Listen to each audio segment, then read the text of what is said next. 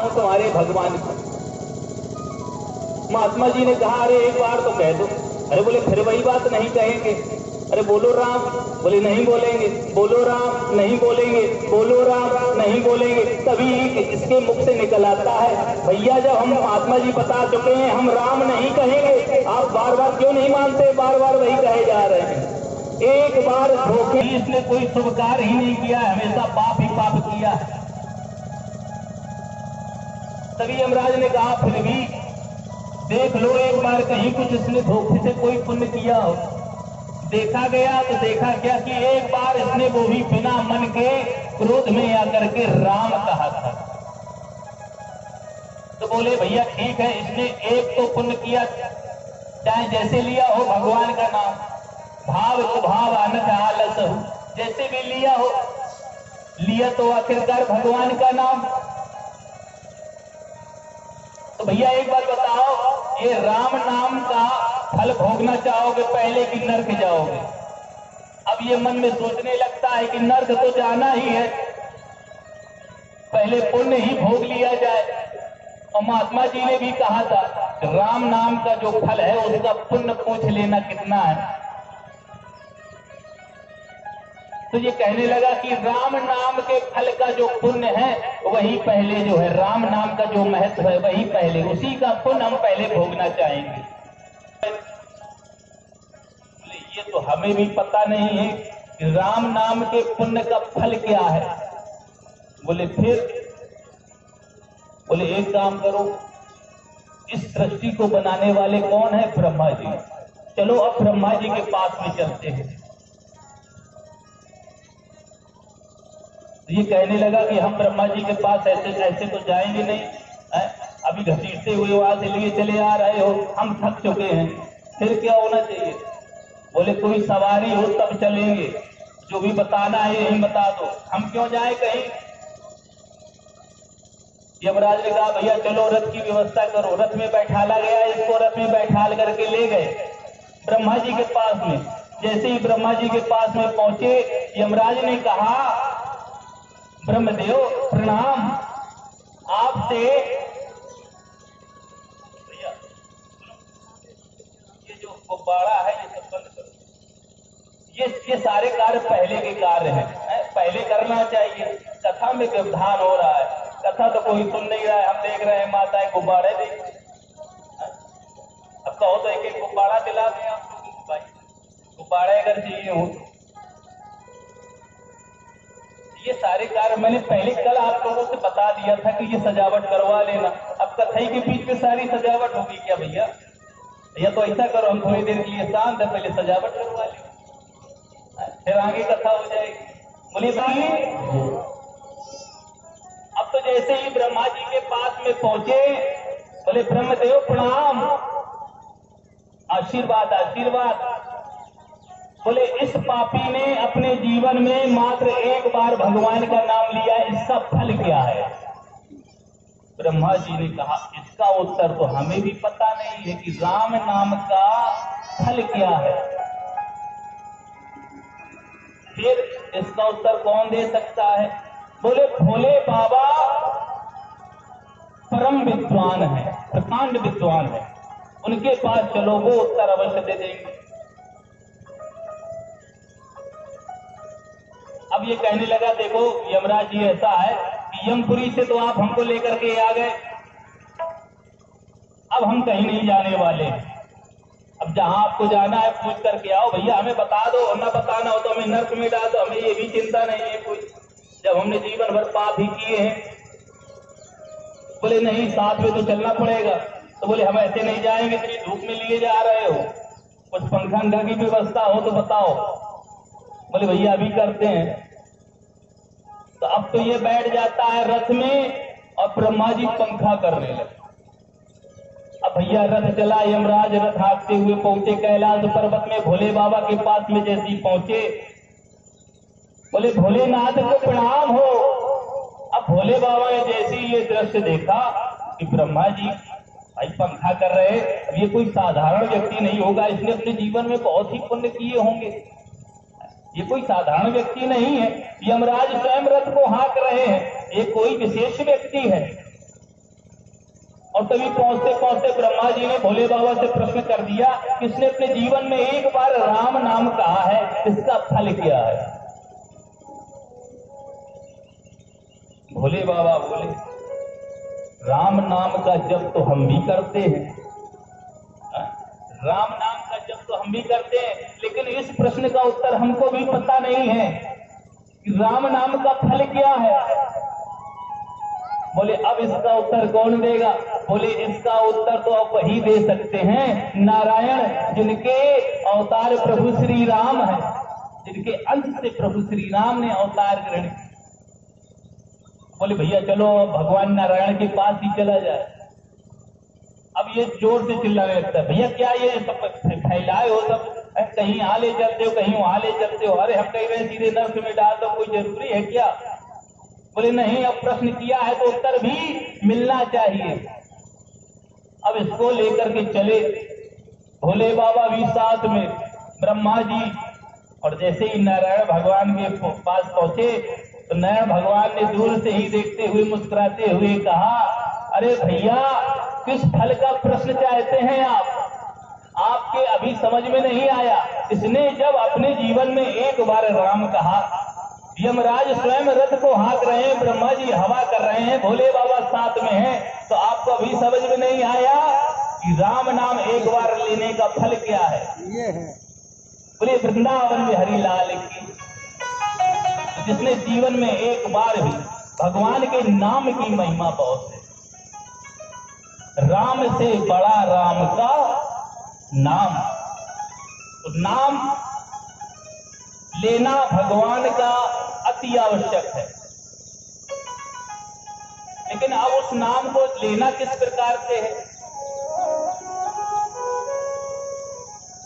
पूर्ण विश्वास के साथ में, और केवल ऐसे ही राम राम करते रहे, मन कहीं और रहा तो उसका फल मिलने वाला।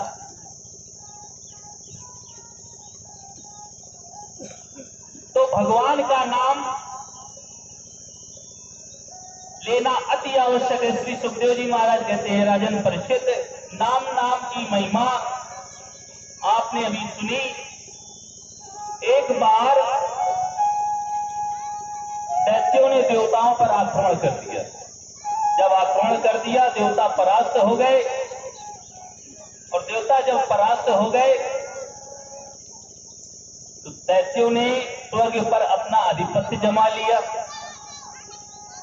सारे देवता सभी जगह भागे,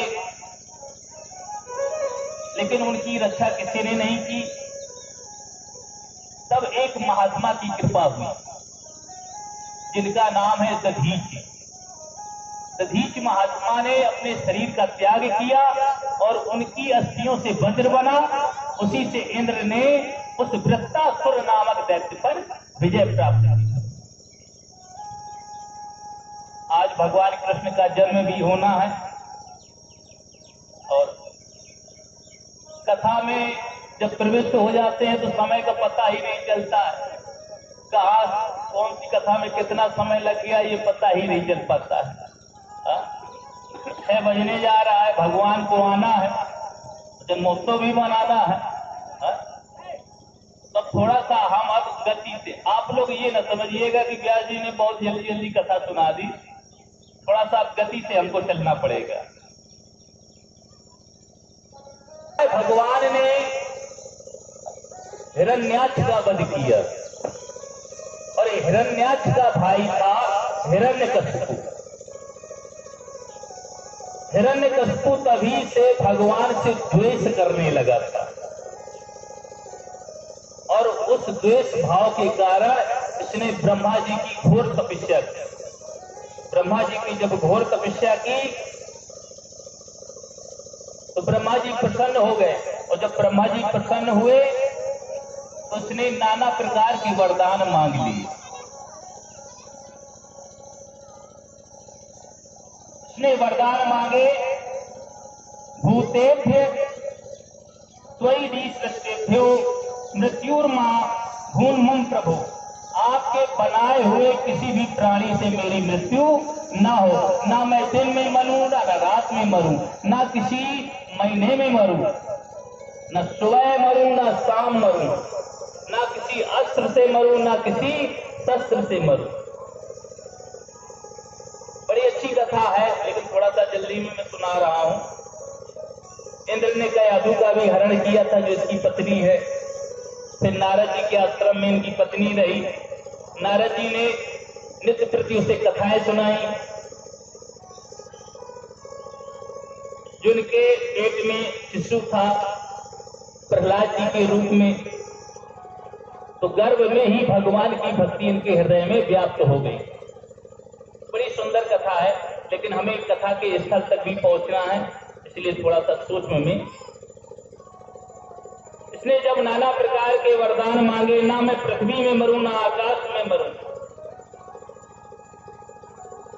ब्रह्मा से वरदान पाकर के ये अपने राज्य में वापस आता है।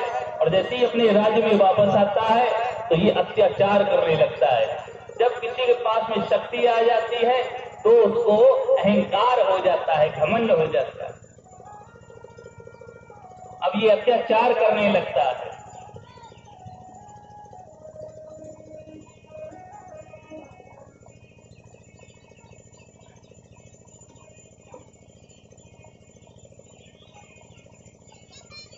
मातु पिता गुरु पे प्रेरणा मानही, आप गए अरुघालही आनही। मातु पिता गुरु पे प्रेरणा मानही, आप गए अरुघालही।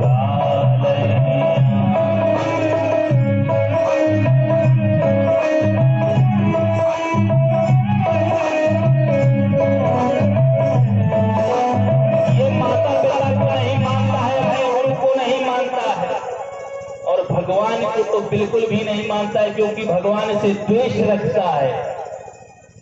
ये अपने राज्य में घोषणा करा देता है कि जो भी भगवान का नाम लेगा उसका सर काट दिया जाएगा। जिसने भी भगवान का नाम लिया, अब तो सभी इसके राज्य में भयभीत हो जाते हैं और भगवान का नाम लेना बंद कर देते हैं। इनके जो पुत्र हैं प्रहलाद जी, उनको भी ये आदेश देता है कि पुत्र तुम जाओ और जाकर के यदि राज्य में कोई भगवान का नाम ले रहा है तो उसका सर धड़ से अलग कर देना।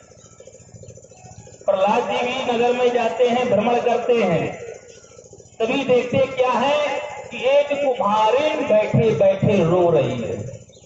प्रहलाद जी ने जाकर के पूछा, मैया आप क्यों रो रही हैं? कुम्हारिन ने कहा कि मैंने अभी अभी घड़े लगाए हैं आवा में, लेकिन धोखे से उसमें बिल्ली के बच्चे थे। अब वो बिल्ली के बच्चे मर जाएंगे। प्रहलाद जी ने कहा तो रोने से क्या लाभ है? बोले मैं रो रही हूं और भगवान का चिंतन कर रही हूं, प्रभु से प्रार्थना कर रही हूं कि शायद ये बिल्ली के बच्चे बच जाएं, कृपा हो जाए भगवान की। प्रहलाद जी ने कहा क्या ऐसा भी हो सकता है कि अग्नि की लपटों से ये बिल्ली के बच्चे बच जाएं? क्या भगवान के नाम में इतना प्रताप है, इतनी महिमा है भगवान के नाम की कि ये बिल्ली के बच्चे जलने से बच जाएंगे? और सुनो, यदि ऐसा नहीं हुआ तो सुबह हम तुम्हारे प्राण ले लेंगे। बुढ़िया पूरी रात जागती रहती है, भगवान का नाम लेती रहती है।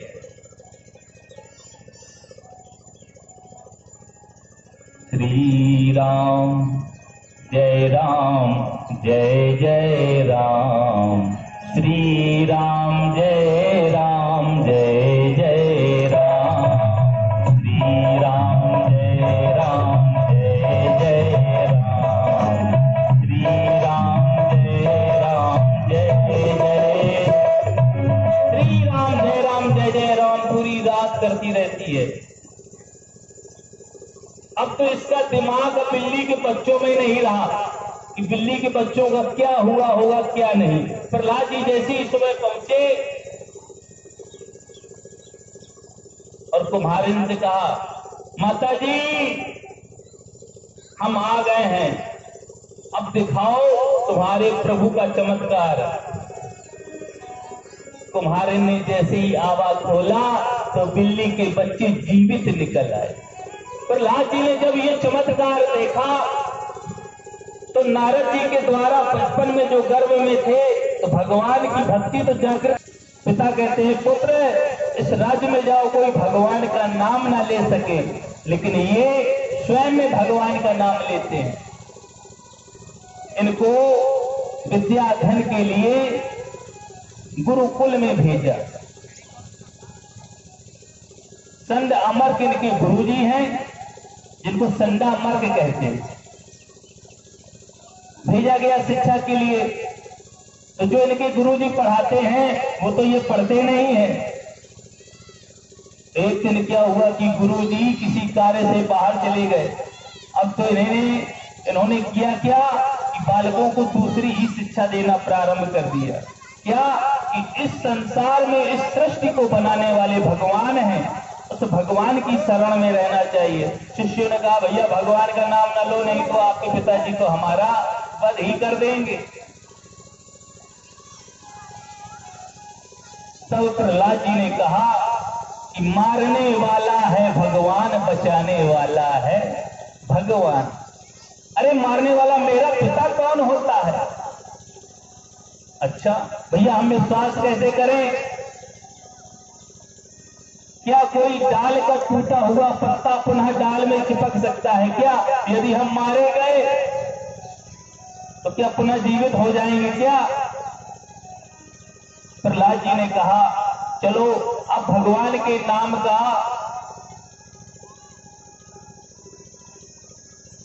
जो लाभ है उसकी परीक्षा ले ली जाए। सभी शिष्य प्रहलाद जी के साथ में जाते हैं और जाकर के एक पेड़ का पत्ता एक तोड़ते हैं। पत्ता जैसे ही तोड़ते हैं, अब कहते हैं भैया यदि भगवान का नाम लेते लेते ये पत्ता जुड़ जाए तो हम मान जाएंगे कि भगवान हमारे प्राणों की रक्षा अवश्य ही करेंगे। सभी शिष्य मिलकर के भगवान का नाम लेने लगते।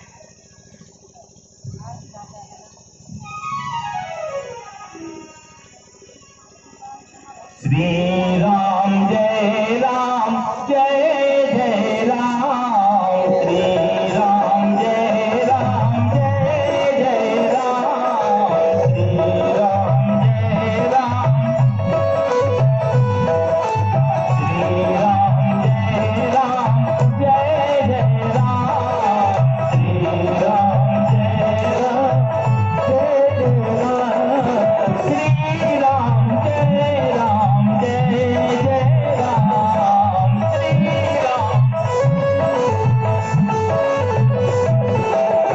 राम जय राम जय जय राम, श्री राम जय राम, श्री राम जय राम कर ही रहे थे। तभी देखते क्या है कि वो पत्ता अपने आप डाल में जाकर के जुड़ जाता है। अब तो सभी शिष्य मिल करके प्रेम और भक्ति के भाव से कि अब तो ये राक्षस हिरण्यकशिपु हमारा कुछ भी नहीं बिगाड़ सकता है, और पुनः भगवान का कीर्तन करने लगते। श्री राम जय राम जय जय राम, श्री राम जय राम,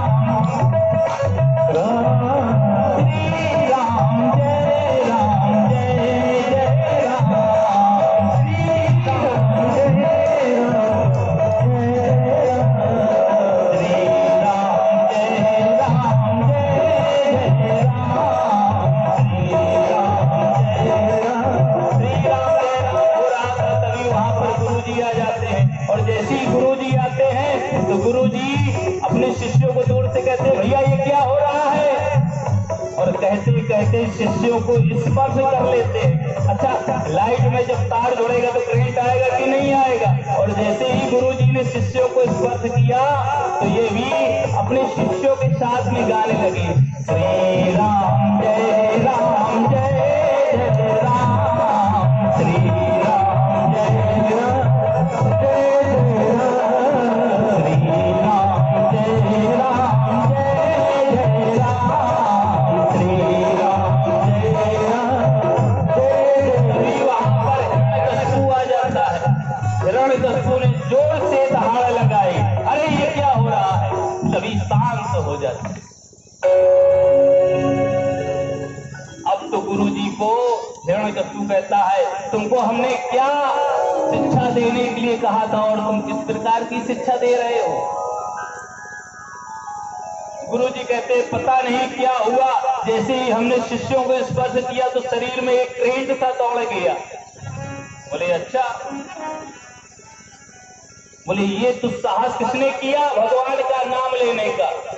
सभी लोगों ने कहा ये भगवान का नाम लेने के लिए प्रहलाद जी ने कहा था। अब तो इसके क्रोध की सीमा न रही और प्रहलाद जी को लेकर के अपने राज्य में जाते हैं, देते हैं कि जाओ इसका वध कर दो। सैनिक ले जाते हैं और ले जाकर के पहाड़ से गिराते हैं, लेकिन इनका तो वही की